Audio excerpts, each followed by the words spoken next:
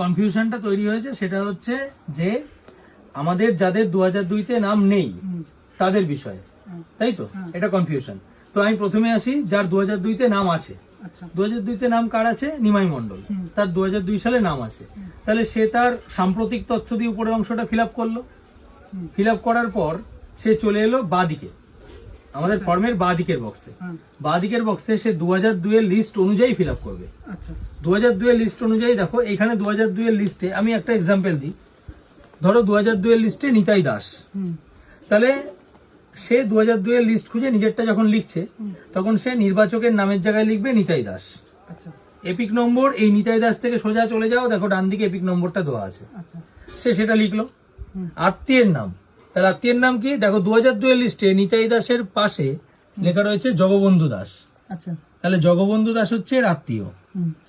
সম্পর্ক দেখো তার আগে লেখা আছে পিতা, তাহলে সম্পর্ক পিতা। জেলা উত্তর 24 পরগনা, রাজ্য পশ্চিমবঙ্গ, বিধানসভা ক্ষেত্রের নাম বারাসাত, বিধানসভা ক্ষেত্রের নম্বর 90, অংশ নম্বর 246, ক্রমিক সংখ্যা নিতাই দাসের বাঁদিকে আছে 232। হয়ে গেল, নিতাই দাসের হয়ে গেল। এইবার ধরো নিতাই দাসের সন্তান, তার তো এখানে অংশটা সে ফিল আপ করেছে, কিন্তু তার 2002 সালে নাম নেই, তাহলে সেই বাঁদিকের বক্সটা কিন্তু ফিল আপ করবে না। ভালো করে বোঝো। সে কি করবে? সে নিতাই দাসের ছেলে, তাহলে তার বাবা অর্থাৎ নিতাই দাসকে 2002 সালে খুঁজে পেয়েছে। সে কি করছে? সে তার বাবার ডিটেলসটাই কিন্তু এই ডান দিকে ফিল আপ করবে। ডান দিকে কিভাবে করবে?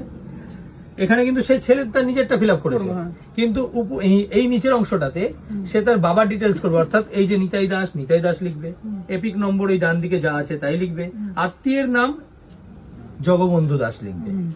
ঠিক আছে? এবং সম্পর্ক জগবন্ধু দাসের সঙ্গে নিতাই দাসের সম্পর্ক অর্থাৎ পিতা। এইখানে যা লেখা আছে এইটা নিয়ে অনেকের কিন্তু একটা ডাউট হচ্ছে।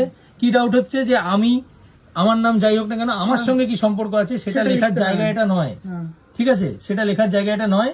তুমি যাকে খুঁজে পেয়েছো তোমার আত্মীয়দের মধ্যে অর্থাৎ বাবা বা মা বা ঠাকুমা বা ঠাকুরদা, এদের যাদের তুমি ডিটেলসটা এখানে খুঁজে পেয়েছো তার যেটা আত্মীয় সেই আত্মীয়ের নাম এবং সেই আত্মীয়ের সঙ্গে তার যে সম্পর্ক, অর্থাৎ তোমার সঙ্গে কি সম্পর্ক সেটা এখানে আমরা দেখছি না। তোমার সুবিধার্থে তুমি কি করতে পারো? তুমি এখানে যখন তোমার বাবার নামটা লিখছো তার পাশে ব্র্যাকেটে তুমি বাবা লিখে দাও। তাহলে আমরা বুঝে গেলাম তুমি বাবার ডিটেলসটা লিখেছো। বুঝতে পারলাম? এই কনফিউশনটা ক্লিয়ার হলো? আচ্ছা, ঠিক আছে।